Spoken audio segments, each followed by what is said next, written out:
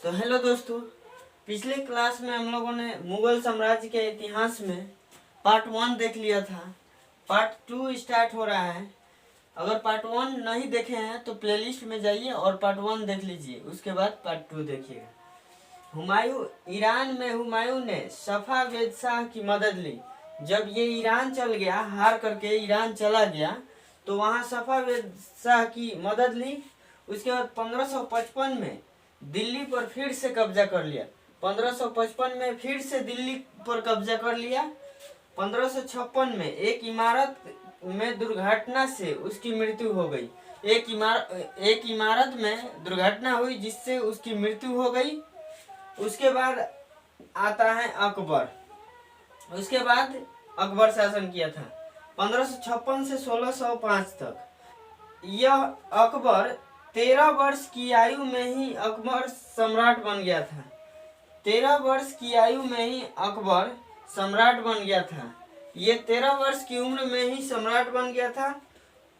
उसके शासन काल को 3 अवधि में बांटा जा सकता है। अकबर के शासन काल को 3 अवधि में बांटा जा सकता है। एक में देखें तो 1556 से 1570 के बीच में, 1556 से 1570 के बीच में अकबर अपने संरक्षक बैरम खान और अपने कर्मचारियों से स्वतंत्र हो गया था।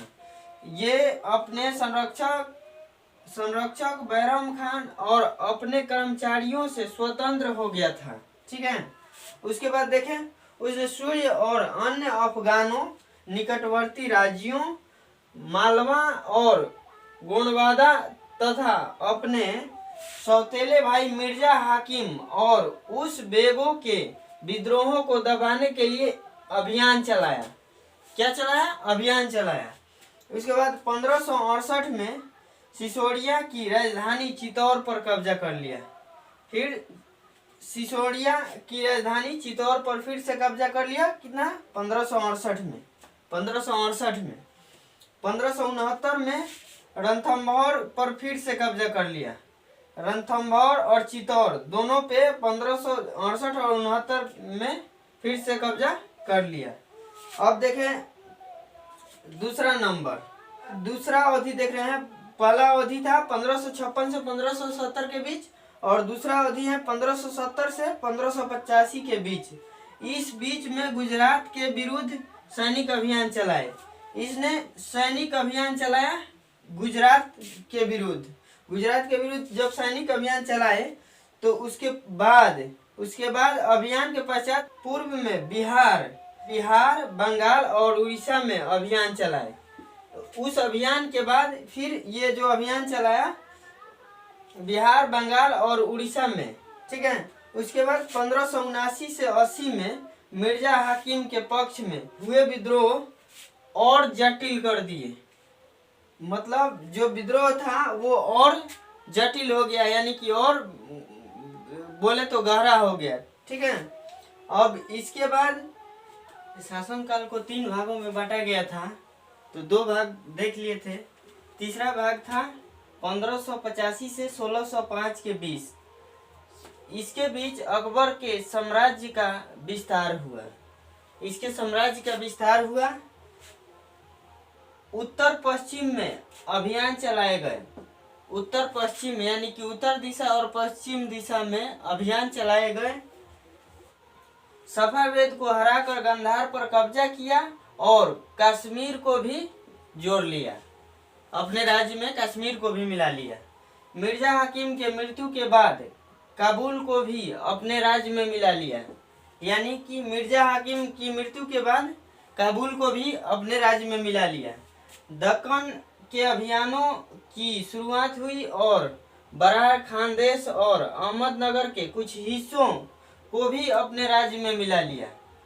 उसके बाद बरार खानदेश, अहमदनगर को भी अपने राज्य में मिला लिया। अपने शासन के अंतिम वर्षों में उसने सत्ता राजकुमार सलीम के विद्रोह के कारण लड़खड़ा गई। उसकी सत्ता लड़खड़ा गई राजकुमार सलीम के विद्रोह के कारण। इसने भी विद्रोह कर दिया था राजकुमार सलीम। यही राजकुमार सलीम आगे चल करके जहांगीर बन गया। यानी कि जहांगीर के नाम से प्रसिद्ध हो गया। अब देखेंगे जहांगीर। जहांगीर 1605 से 1627 तक इसने अकबर के सैन्य अभियान को आगे बढ़ाया। अकबर के सैन्य अभियान को भी इसने भी आगे बढ़ाया। मेवाड़ के सिसोदिया शासक अमर सिंह ने मुगलों की सेवा स्वीकार की। यानी कि मेवाड़ के सिसोदिया शासक अमर सिंह ने मुगलों की सेवा स्वीकार की, ये स्वीकार कर लिए। इसके बाद सिखों, अहोमों और अहमदनगर के खिलाफ अभियान चलाए गए जो पूरी तरह सफल नहीं हुआ, यानी असफल रहा। इसके शासन के अंतिम वर्षों में राजकुमार खुर्रम ने उनके खिलाफ विद्रोह कर दिया।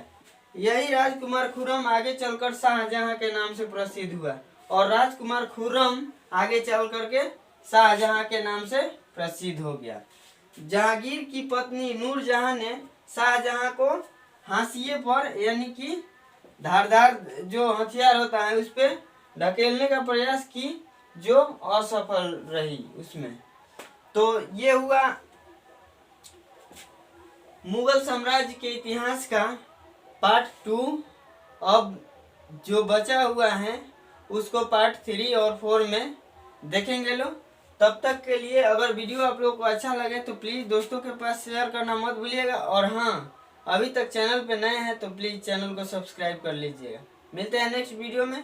Thank you.